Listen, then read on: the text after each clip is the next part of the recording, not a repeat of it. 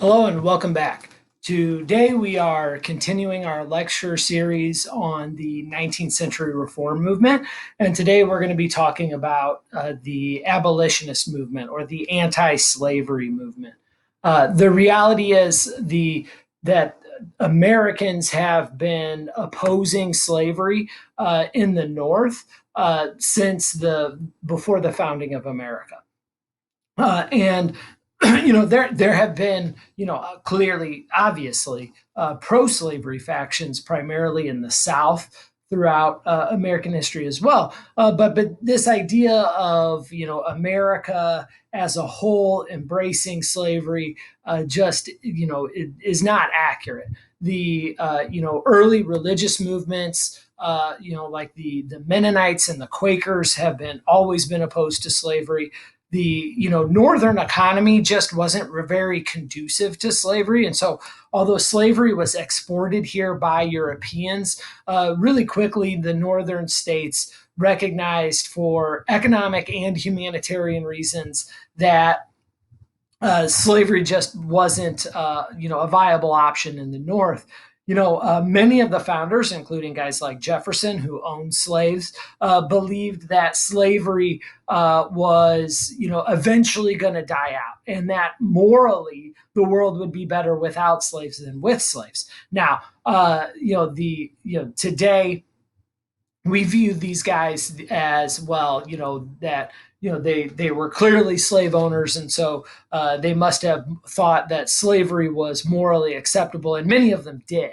But many of them also recognized that no, it was not morally acceptable. The Southern economy, in particularly, they believed was dependent upon slavery, and so guys like Jefferson and other founding fathers really kind of believed that slavery would eventually die out. It was a very expensive thing to do, and that the world would be better without slavery. By no means am I justifying, Jefferson's slave owning. I mean, he was essentially raping Sally Hemings, who was one of his slaves that, he claimed to love, but slaves can't give consent, so it's clearly rape. I'm not justifying their behaviors. I'm just pointing out the complex nature of people who support and don't support slavery. Some people supported slavery economically but not morally, whereas others in the North opposed slavery on economic conditions and not necessarily moral conditions. And so it is this complex thing that we tend to oversimplify. There were early efforts to stop the spread of slavery. As a matter of fact, America, has decided to end the importation of slaves in 1808, and so this was everybody really believed that because slaves were so expensive, it was going to eventually die out anyway, and so they essentially decided to legally ban the importation of slaves in 1808, and they thought that would be the death knell of slavery. Unfortunately, Eli Whitney then invents the cotton gin. And so, slaves, cotton always was very valuable, but it was a very difficult crop to deal with because it's these loose cotton pieces that had all kinds of seeds in them, and it was useless unless you got the seeds out. And so, one slave would have to pick all the different seeds out. It would take all day. You just couldn't produce enough of it to make money. And so, the it was so expensive that people thought, well, slavery will just die out economically. Well, when Eli Whitney invents the cotton gin, essentially you just put the cotton in, turn a crank, it pulls the seeds. It's got teeth that just pull the cotton apart and the seeds fall out. Well, that makes cotton very valuable, which then makes slavery very valuable. And so we see after 1808 a gigantic increase for the demand in slaves, but we can't import them from Africa anymore, which everybody, I'm sure, is thinking that's a totally great thing, right? No more kidnapping people from Africa. That's good, and it is good. But there's always unintended consequences. And when the demand for more slaves after 1808 increases, right, but we can't get more supply from Africa, how are these Southern slave owners going to get more slaves? That's right. They're going to breed them, which is essentially institutionalized rape. And so I mean, this becomes an awful consequence. Although the intention was good, which was to stop taking slaves from Africa, the unintended consequence of that was essentially breeding houses where female slaves, if they had wide hips and the slave owner believed that they were good breeding material, they would essentially just make them stay pregnant so they could meet the demand for slaves, and the entire industries pop up to support that. So this is just a absolutely tragic aspect of of slavery in the South, and a result of what were at least attempts at ending slavery, which was banning the importation. The South, once slavery is clearly, because of the cotton gin, is clearly profitable, the South will dig in, and we'll really start to see sectionalism here. Oh, that thing that George Washington had warned about in his farewell address, warned against, and where the more and more Northerners are going to be exposed to kind of the evils of slavery and be opposed to it, and as the abolitionist movement grows in the North, the South digs in.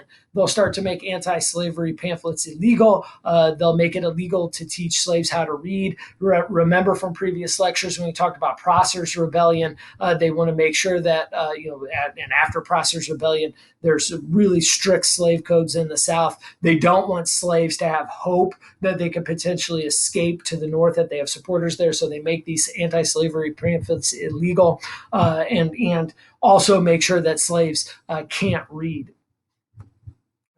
The anti-slavery movement comes in many forms. And one of those forms is going to be in a back to Africa movement.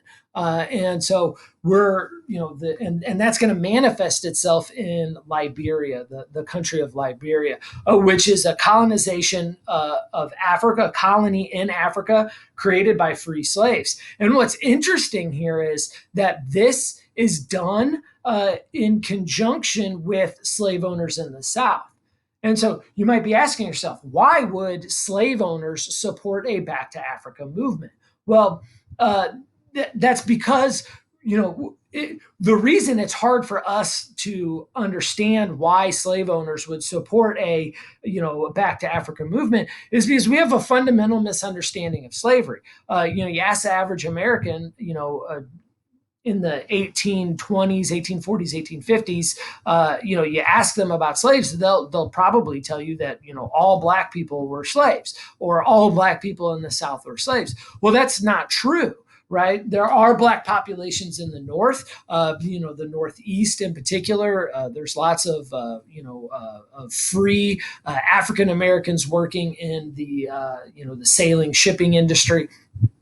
And kind of all over the North. There are also free blacks in the South, and this is what becomes a problem for slave owners in the South. They really for slavery to function, and particularly in a lot of these states like South Carolina and Mississippi, where there are actually more slaves than there are free white people.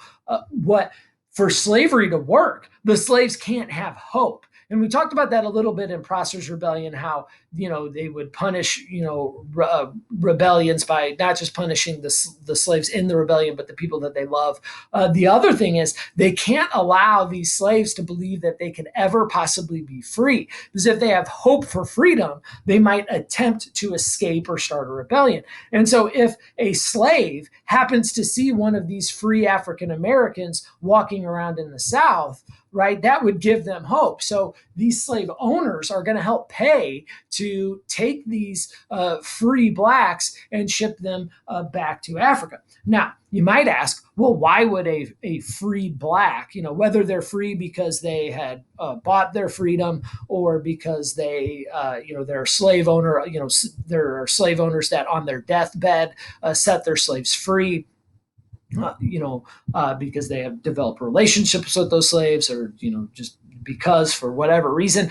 And why would those slaves stay around? Well, a lot of times it's because they have family that are still slaves. And so, although it is a dangerous place for a free slave to be in the South, a lot of them choose not to leave because they have family members still stuck on plantations and they're hoping to get a job, earn some money, and then buy their loved ones freedom. So they stick around. Well, slave owners can't handle that. So they're going to help fund picking up these free slaves and then taking them back to Africa. This is kind of based on the belief that African Americans just aren't going to be able to assimilate. And it's not just the slave owners that think that African Americans won't be able to assimilate. It's also many abolitionists. Like I said, abolitionists aren't a monolithic group. They're not all the same. This is just true with all groups, right?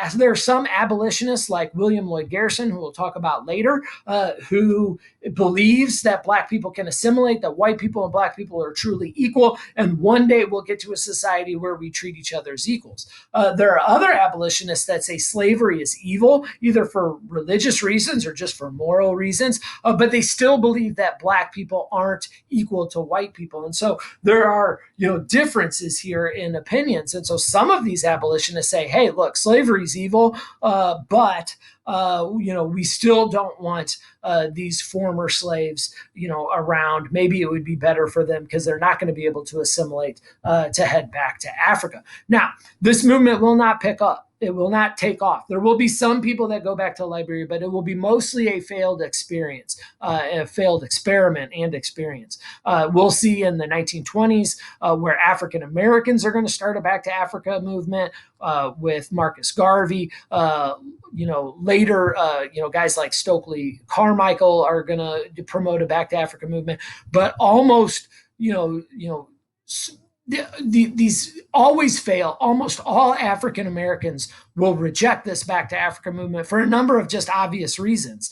One, by this point, most of these slaves, all of these slaves, because we stopped exporting them in 1808, they don't have any connection to Africa anymore, right? They probably weren't born there.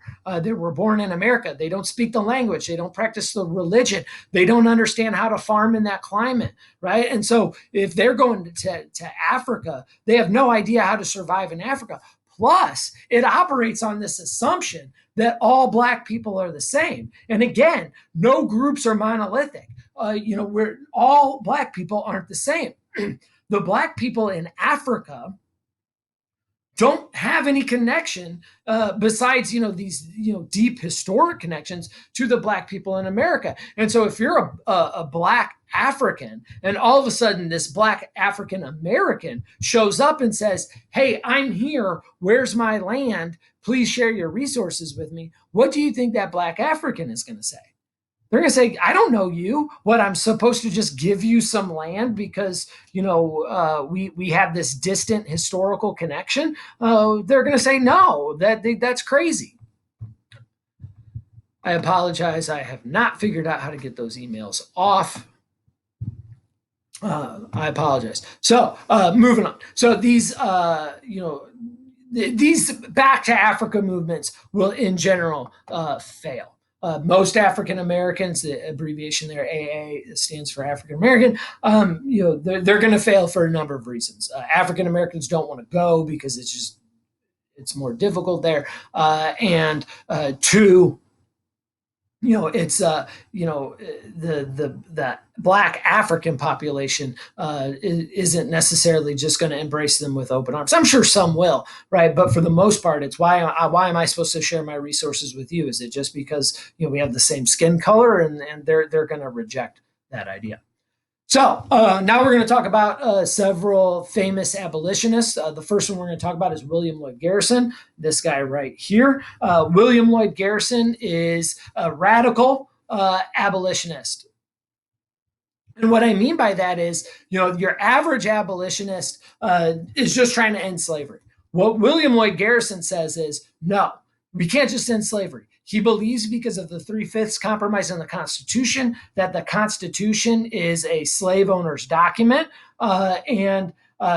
that we need to just get rid of the Constitution and start over with a whole new form of government that ensures that African Americans are equal, fully equal, which in most abolitionists, that's radical for two reasons. One, because he's talking about a completely new form of government, and two, because he's saying that African Americans are equal to whites. He also claims that women are equal to men, and so he is, absolutely is supportive of, treating people equally, equal under the law, and equal opportunity for, whites, blacks, men, and women. That's very radical. Now, most abolitionists won't believe that you have to completely get rid of the Constitution to have a new form of government. Guys like Frederick Douglass are going to say, no, we can just amend the Constitution, which we will do with the 13th, 14th, and 15th Amendments. And so, that's why William Lloyd Garrison is considered radical. He publishes a newspaper called The Liberator, where he advocates for these things. He is a pacifist, but is going to, be talking about, look, we need direct action to end slavery, and he talks about the Constitution being this racist document, and with, all of this is just very radical stuff. Right. He will ultimately, during the Civil War, even though he's a pacifist, he will, side with Lincoln and support Lincoln throughout the Civil War, because he recognizes that it is an opportunity to really get real substantive, serious change. All right. The next abolitionist we're going to talk about is Frederick Douglass.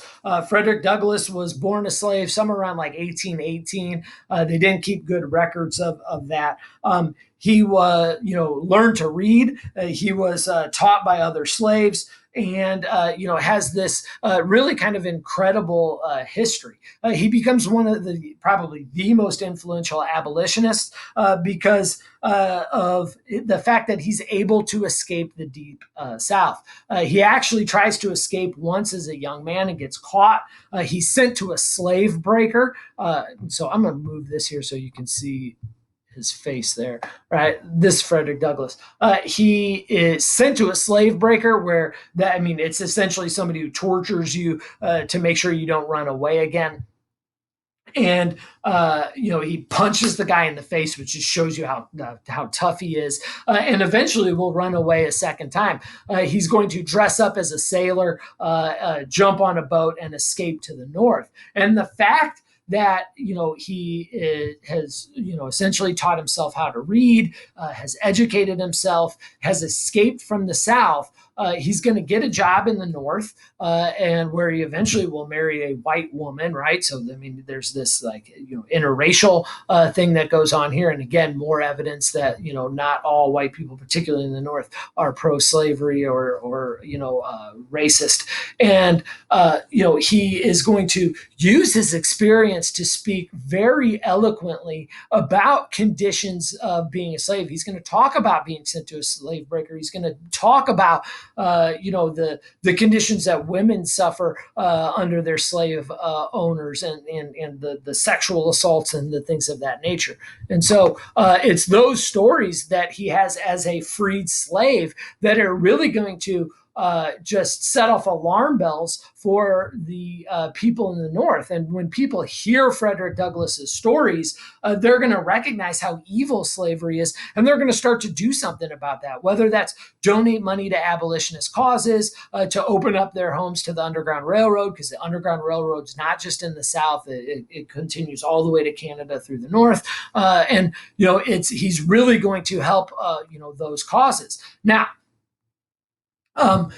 most of his influence is going to come from the fact that he writes a book called Life and Times of Frederick Douglass. So William Lloyd Garrison hears Frederick Douglass speak. He recognizes how important this message is, convinces Frederick Douglass to really tour and write about this. He writes this book, which is very unsafe for him because he's admitting to be a runaway slave, which means that he's at risk of being caught and sent back to his slave owner. And so this is risky that he's putting himself out there like that.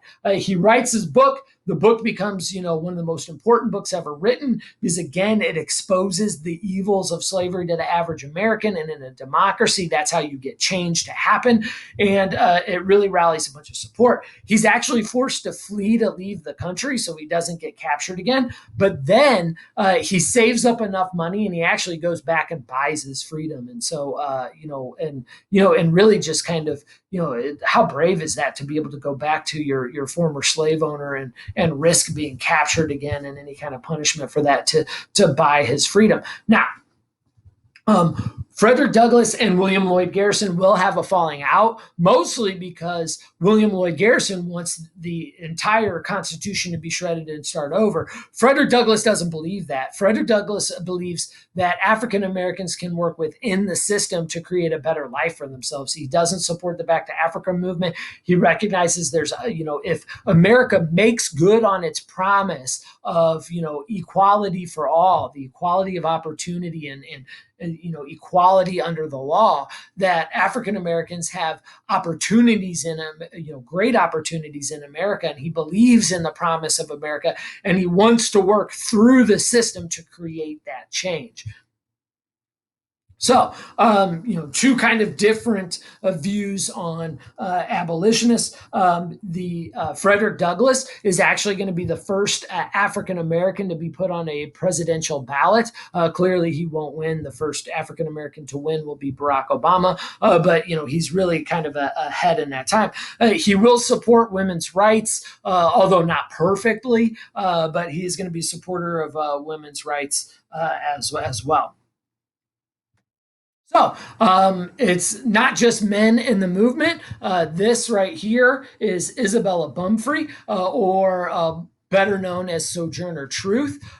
She is really a remarkable woman, a really great orator who's going to travel all around the country, just denouncing slavery based on Christian values.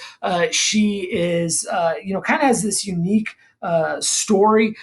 She is an escaped slave. She has a son, and her son is actually going to be illegally captured and sold into slavery. And so, essentially, if you're a free slave, you have to keep your documentation on you all the time if you're in the South. Because if you don't have the documentation, essentially any white person can come up and say, you're my property, and the law is going to support them in that. Even if you have your documentation, it's risky because that white person can just tear up the paperwork and claim you as a slave. That's what happens to Sojourner Truth's son, and she actually what she's going to do is she's going to challenge that in a court of law and actually win.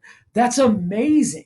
Right? It's amazing because the Southern legal system is completely set up against African Americans. They're not allowed to testify in court. They're not allowed to do those kind of things.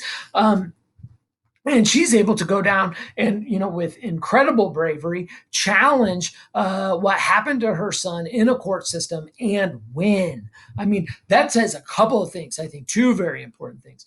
One, right? It says tremendous things about her intelligence and her bravery. Two, it also shows that even in the South, there's not this,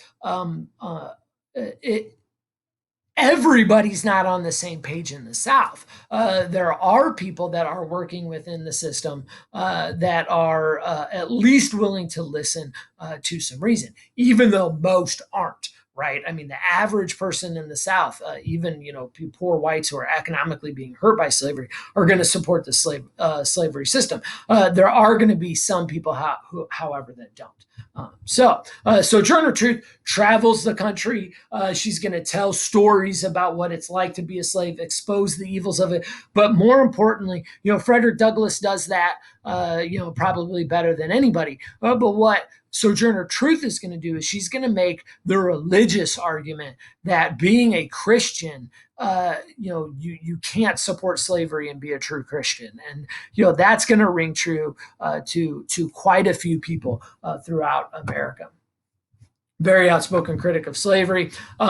The the idea of abolitionism, and this is going to be a problem, and it's going to be a problem all the way up through the civil rights movement. And Martin Luther King will try and deal with this in the 1950s with his letter from a Birmingham jail. The problems with races, it's just not as urgent for white people, right? And so for white Northerners, they might think that slavery is bad. They might think that slavery is immoral, but they're just more concerned about what's happening with them and their families. They're thinking about it in a different context. For African Americans, it's crucial. It's vital. It's the most important topic. We have to end slavery. There's nothing more important. For people that aren't actually enslaved, they might agree that slavery is immoral, but they also are, because it's not as urgent for them, because it doesn't affect them, they also think along the lines of, well, but if we get rid of slavery, isn't that going to crush the Southern economy? Won't that hurt everybody? So maybe it's not as urgent. We need slower progress. And that's really kind of the crux of the issue. And so, we're going to have to, there's going to be slow movement within the abolitionist movement, because even the supporters of abolition aren't absolutely going to be motivated for quick change, because they're afraid of what quick change might actually do. Now, some abolitionists, are going to advocate for quick change. Remember, guys like William Lloyd Garrison, they are going to want that. So, most people are aware that during slavery there is a thing called the Underground Railroad. I want to stress two things. The Underground Railroad is neither underground nor a railroad. What the Underground Railroad is, although I'm sure there are some tunnels and there's some caves that slaves used to hide in, the Underground Railroad is really a series of escape routes to the north. It's not necessarily a mapped out thing. If it was mapped out, a slave owner would get a hold of it and they would shut down those routes. So it's the secret series of, maybe paths in the woods, or rivers to float down, or homes to stay in, or places, barns that the farmer will let you sleep the night in, or a house where they might not let you stay the night, but they'll provide you with some food and tell you where the next safe place is, or storefront that will hide you in a warehouse or a closet or something. It's really kind of disconnected, and constantly changing escape routes or pit stops on the way north. And so it starts in the south and heads all the way to the north. Now, some of these routes will be utilized by what are known as conductors or guides that will, Harriet Tubman, I think, is probably the most famous, who will make trips from the north to pick up slaves in the south and guide them on the Underground Railroad to the north. Not all runaway slaves use these guides. As a matter of fact, most of them don't. They're just going to run away and they're going to have to try and figure it out on their own. But some of these guides will do that. Some guides are African American, they're former escaped slaves themselves. Some of them are whites. The conductors, I want to be clear here, and I want you to understand they're taking a huge risk. A lot of times, the conductors are taking larger risks than the runaway slaves.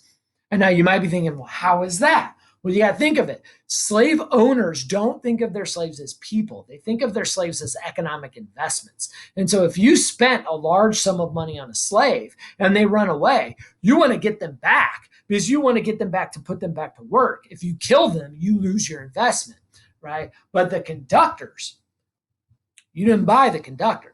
there's no ownership of the conductor. So you don't stand to lose any money if that conductor dies. And so, when slave catchers would catch runaway slaves, a lot of times they capture the slaves and they take them back to go back to work. Now they'll be punished, they'll be whipped. Maybe the second time that they run away, they'll be manacled. The third time they might have a leg cut off, your foot cut off, Achilles tendon sliced.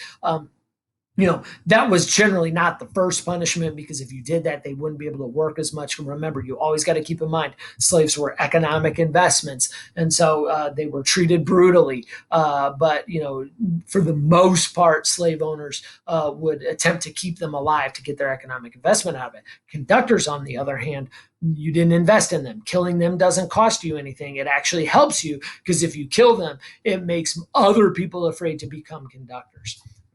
So, very, very risky for these people. We don't know how many slaves are actually going to run away. Somewhere between 40 to 100,000 is likely. Records aren't really kept for very serious reasons. If you keep a record, that provides evidence for slave owners or slave catchers to figure out, where the stops on the Underground Railroad are and shut them down. And that means less people would be able to escape.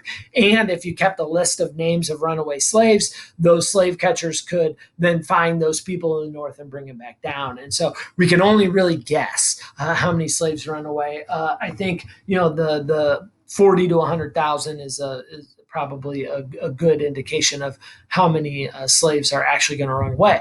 Most of the slaves that run away are going to run away from the border states. Those are the southern slave states that are closest. They border free states.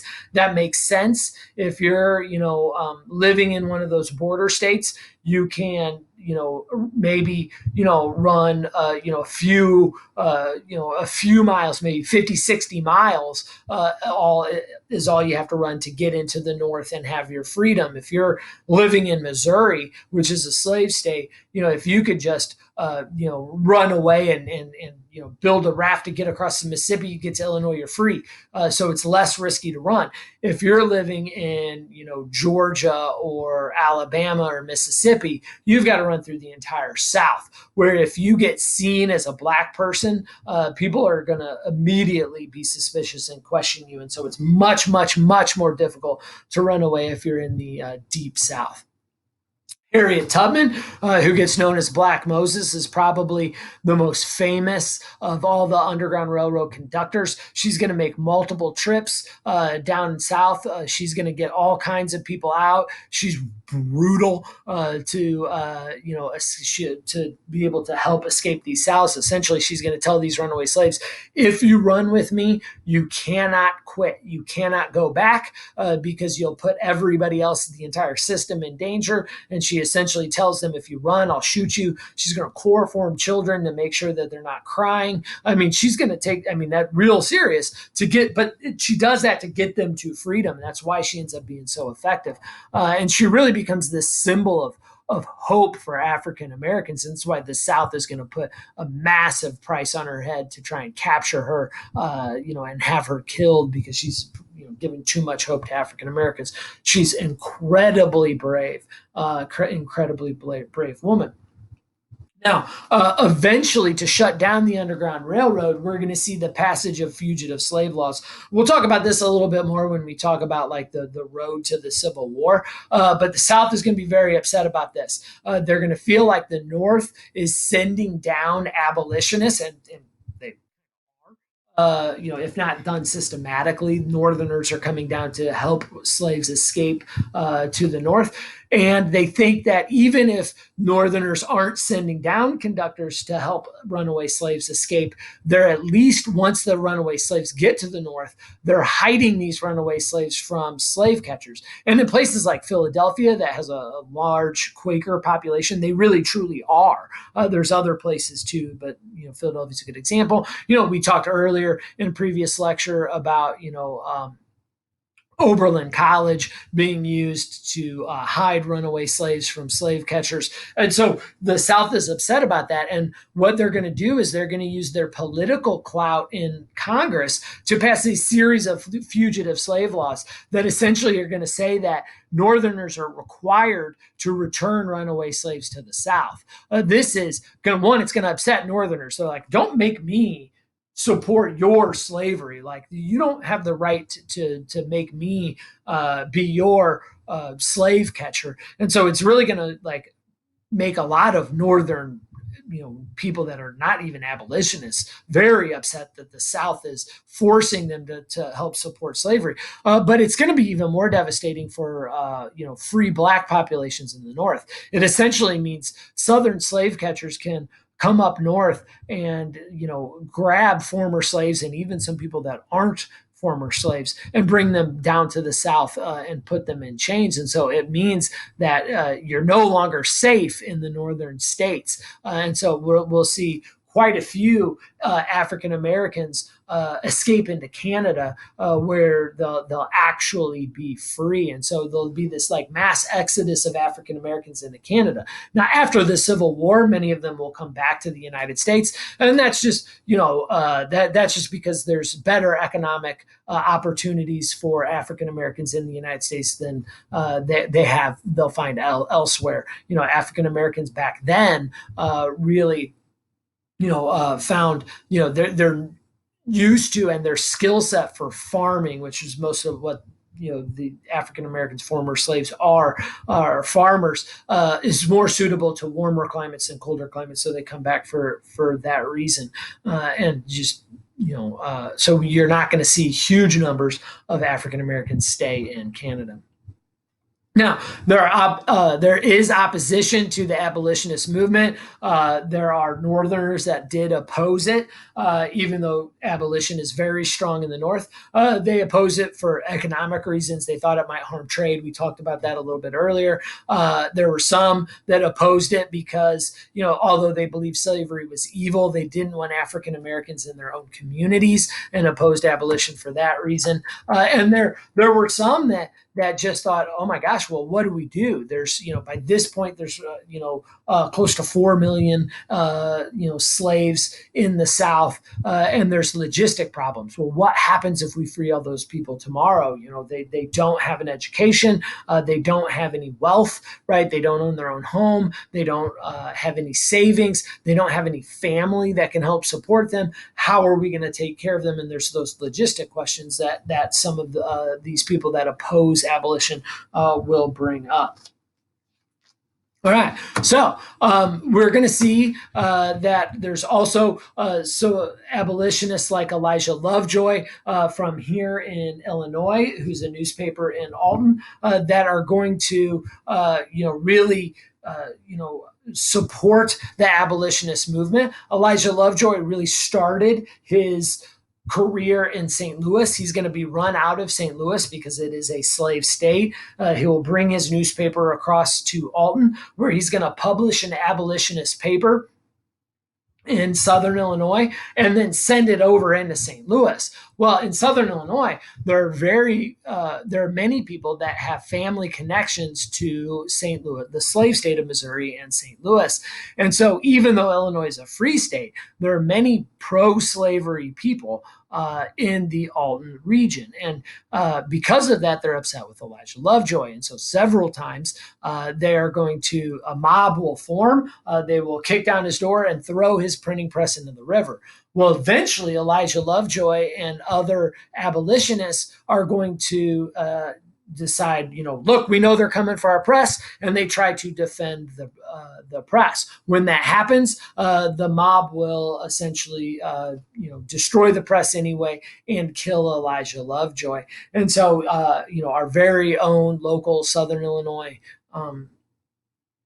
abolitionist will be killed for his stance on slavery. And so, I put this after where we talk about the opposition to to slavery because he is an abolitionist in a free state of Illinois and is killed by people who oppose abolition in a free state. And so, tragic what happens to Elijah Lovejoy.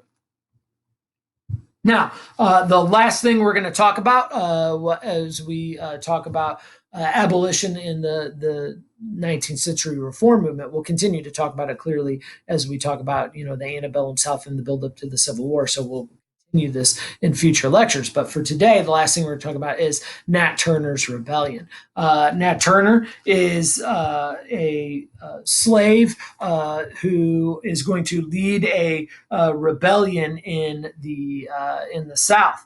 He is this is going to be essentially the longest running slave rebellion in the South. Nat Turner is a religious person.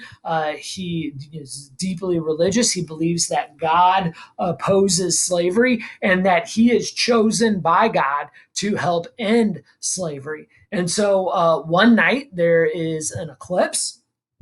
And when this eclipse happens, Nat Turner reads that as a sign from God to start his rebellion. And so he plans this insurrection with 4 other people. When the eclipse happens, that what they're going to do is they're going to kill their slave owner family, the Travis family, and the whole family, the men, women, children. This is a very violent event.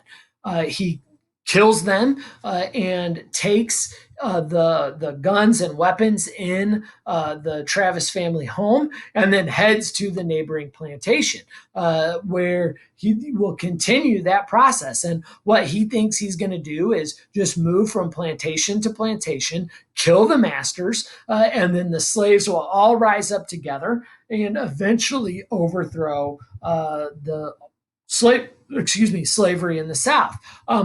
This is not going to be, even though this is like the longest prolonged rebellion in the South, it's not going to be effective because most slaves won't rise up. And it goes back to that same thing we talked about in previous lectures with Gabriel Prosser's rebellion. It's because of the amount of fear that the South has, instilled in slaves, that if you rise up, we won't just kill you, we'll go after the people you love as well. So some slaves will rise up with Nat Turner, right? And we'll move from plantation to plantation. But most slaves won't. Some will just run off. Some will be too scared to even do that. And so you'll see that eventually, he just won't get the numbers that he needs to keep his rebellion going. Now, this type of rebellion is seriously the biggest fear of Southern slave owners. They're terrified of this because they recognize very few people actually own slaves in the South. And on these massive plantations, right, there might be 25, 50, 100 slaves and only a handful of overseers that have weapons. And so if the numbers in a lot of these areas favor the slaves, and so slave rebellions are absolutely terrifying. And so eventually, what will happen is the militias will get called out, and these slaves will be tracked down and just brutally killed and they have to be brutally killed in the slave owners' opinions because they have to set an example for other slaves. This is why you don't revolt, because we will use all of the institution of the South to put down the rebellion. Now, this is going to upset many Northerners because Northerners are going to believe that federal government resources get used to put down these slave rebellions. And if you're a Northerner, you're not going to like that. You don't want your resources to help sustain slavery in the South. But the South thinks, this is what, is required of the government. It's got to protect all the states and protect them essentially equally. What happens after Turner's rebellion is the same thing that happened after Gabriel Prosser's rebellion, is we're going to see a crackdown on the freedoms and liberties of African Americans in the South. Every time we have one of these rebellions, and there's going to be around 200 of them in the South, we're going to see life will get harder for slaves in the South because it's the institution of slavery that's just clinging on for dear life. So the end result is a stricter, tougher South. Okay, that will conclude our lecture for today. Thank you for your time. I appreciate it. And I will see you again shortly.